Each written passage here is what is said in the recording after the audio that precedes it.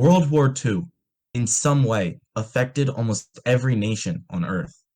This video is part of a series which highlights the stories of certain countries mentioned less often in World War II discussions. In this video, we will be highlighting the story of Iceland. First, some context.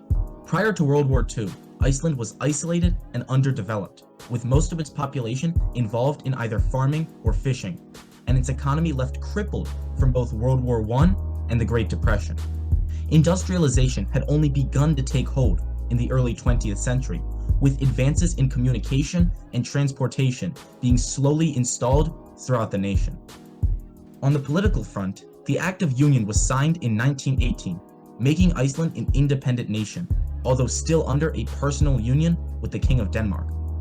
Along with Denmark, Iceland declared and maintained full neutrality in World War I and in the months and years leading up to World War II. After the breakout of World War II, Britain took control of Iceland's trade to stop goods from going to Germany, exactly what it had done in World War I. Britain also sought Iceland's support against Germany, offering both commercial and military benefits. Despite this incentive, Iceland declined the offer with the hope of maintaining neutrality. However, Iceland's situation drastically changed when Germany invaded and annexed Denmark.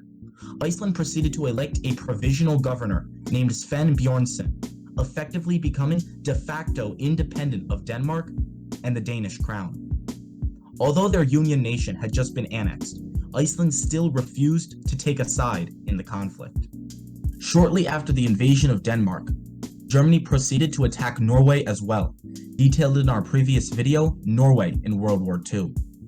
After witnessing Germany's conquest of these nations, Britain feared that Iceland could be the next target of the German war plan. This was especially concerning, as Iceland's position to the north of Britain and the Atlantic was of strategic significance. The British feared that the Germans may invade Iceland and use it as a naval base to dominate and disrupt North Atlantic trade and military operations. The British also feared potential cooperation between Iceland and Germany, as Iceland had chosen to maintain diplomatic relations with Germany despite the invasion of Denmark. With all of this in mind, Britain made the decision to preemptively invade Iceland to prevent any potential German use of the island. Following through on their decision, combined British and Canadian forces invaded Iceland. Iceland did not mount any defense of the island, but even if they had, it would have been nearly impossible to succeed against Britain and Canada. Although Iceland did not actively resist, it still protested the invasion and occupation.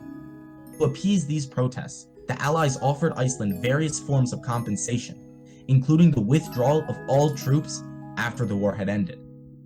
About a year after this agreement was reached, Britain and Canada transferred the defense of Iceland to the United States, who was still officially neutral at the time. The invasion and occupation of Iceland had several profound effects on both Iceland's economy and its society. Iceland's economic state actually improved from the occupation after having been crippled by the Great Depression. One manner in which this improvement occurred was through the development of the island's transportation systems. Occupying forces had discovered that Iceland's infrastructure was underdeveloped and practically useless, and, as a result, paid for the construction of roads and runways throughout the island. Furthermore, throughout the war, Iceland benefited from trade with the Allies, such as increased export of fish to Britain. This all created employment options and rejuvenated Iceland's economy. Throughout the occupation, the Allies had been increasing the amount of military personnel in Iceland. This resulted in Allied military personnel outnumbering the entirety of the Icelandic male population.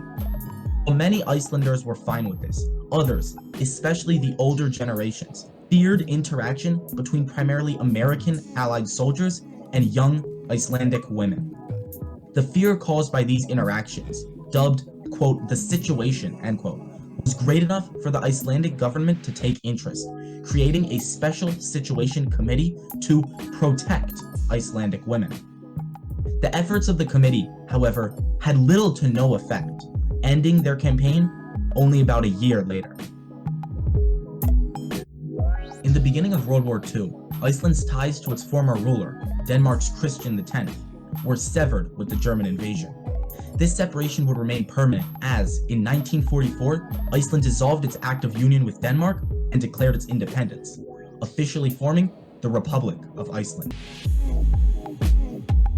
As we stated in the beginning, World War II had some effect on almost every nation on Earth.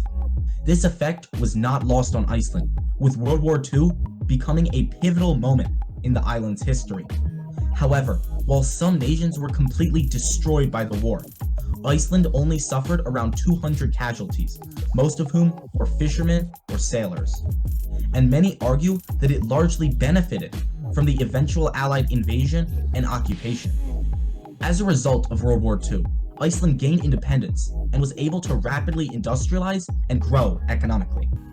People may debate whether World War II had a positive or negative impact on the island, but no one can deny that it propelled Iceland into a more modern state and significantly impacted both its culture and its economy.